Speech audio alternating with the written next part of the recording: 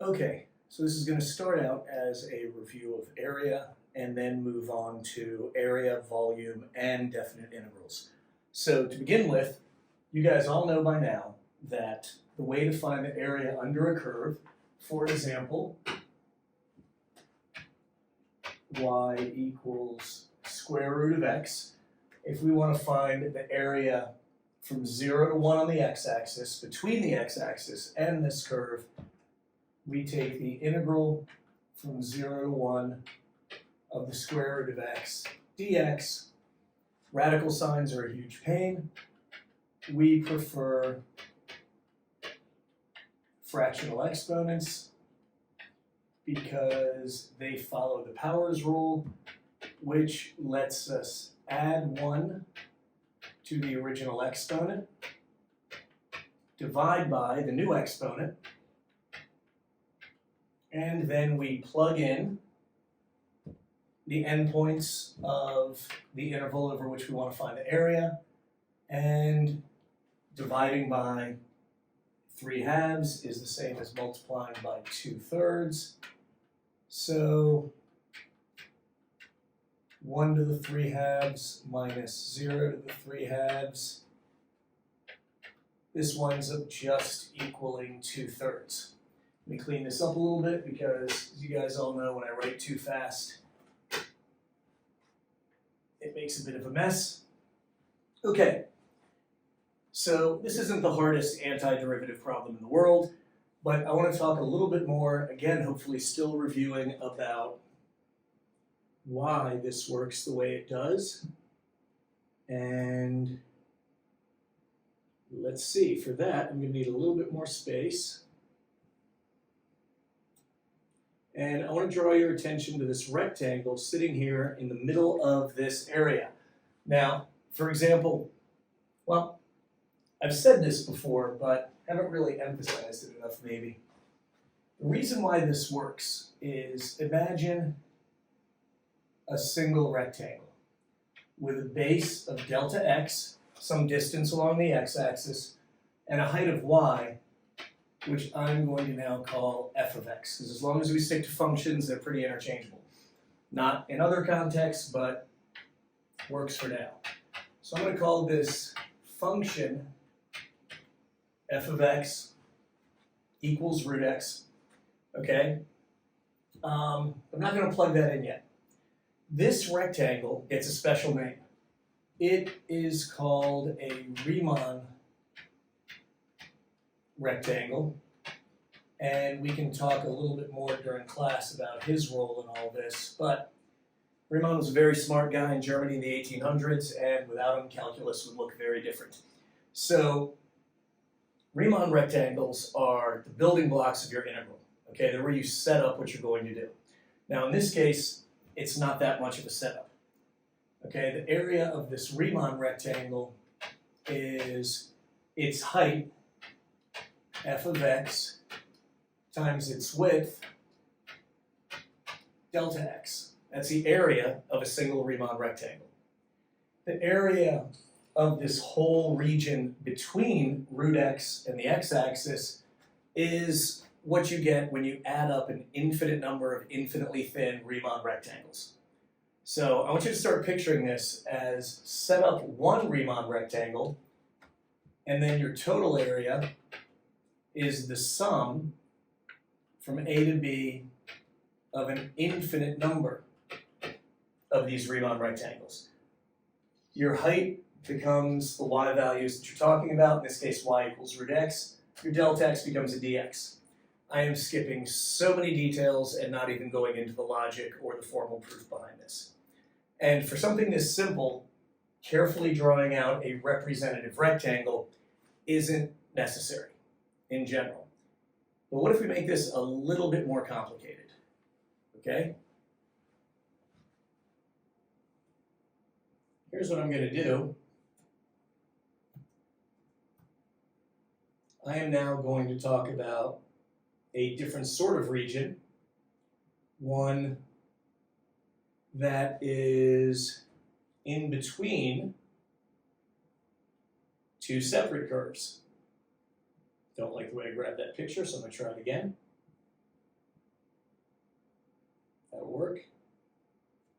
let's go back to PowerPoint and okay, in this case, we have two functions. One of them, we'll keep calling f of x, is still the square root of x. The other one, we'll call g of x, and that is x squared. And your task now is to find the area between these two functions. Still not that brutal, fairly intuitive, okay? I'm going to draw my representative Riemann rectangle, and I'm going to ask myself, okay, how tall is this? What's the height of this rectangle? Well, its height is going to be the y value of the top function minus the y value of the bottom function, and its base is delta x, and the area of a triangle is still height times base. And again, getting a little glitchy here with the drawing, all right? So now we just set up a slightly more complicated integral. Not that hard. The area of the region we're talking about will be the integral, still from 0 to 1,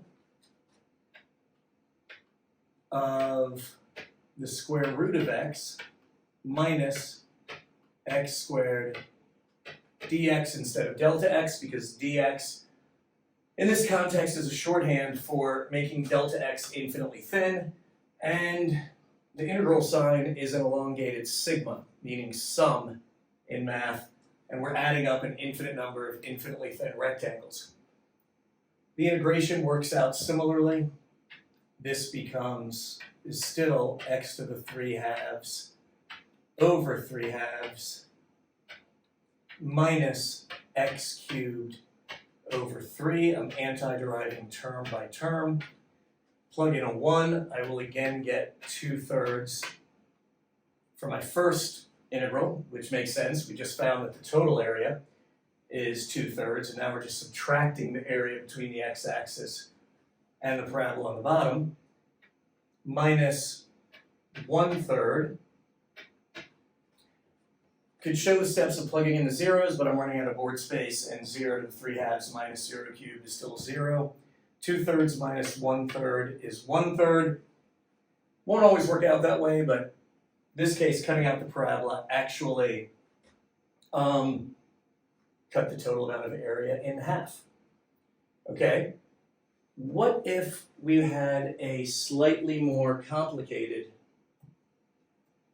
situation in mind? What if we wanted to find this same area, but we wanted to find it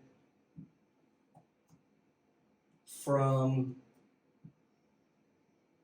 0 to 2 on the x-axis? Okay, our situation just got a little bit more complicated. Let's put this back into the PowerPoint. Let me get it aligned so I have room to work with.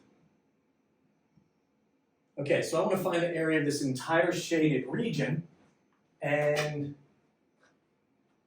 this is still f of x equals root x, and on the bottom this is still g of x equals x squared. Okay?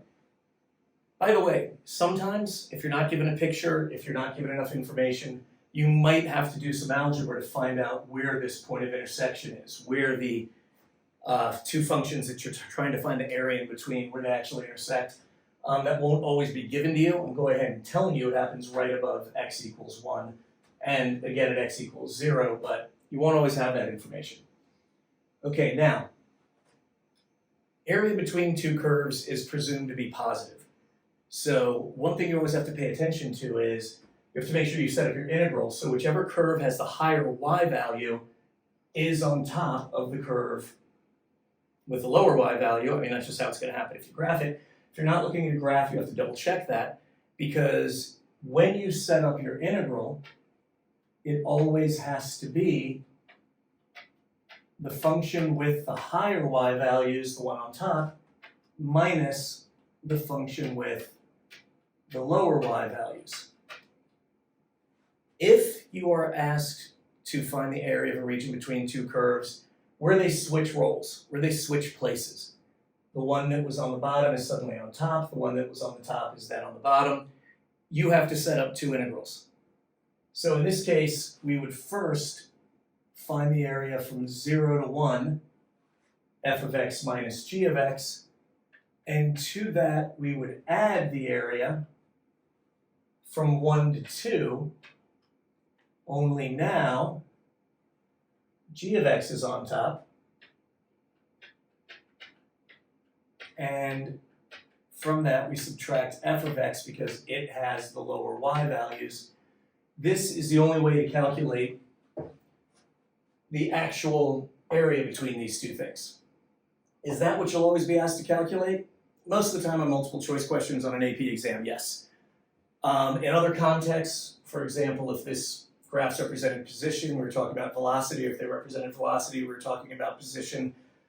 It could get a little more complicated. But one other way to think of it is we have two Riemann rectangles, one where the height is f of x minus g of x, and a second representative Riemann rectangle over here, where its height is now g of x minus f of x, and its width is still delta x. I'm not going to work out these integrals right now. I'm going to move on to talking about volume in the next video. So Riemann rectangles, their relationship to area, area between two curves, those are the basic ideas here. And by the way, as long as you make sure that the graph with the higher y value is the first one in your integral, you'll always get a positive area, even if the area we're talking about is in a different quadrant. We'll look at examples of that in class, okay? But if you don't get a positive area on these straightforward integral problems to find the area between two curves, you should go back, double check your work. These shouldn't come out negative. Okay, next video will be about volume.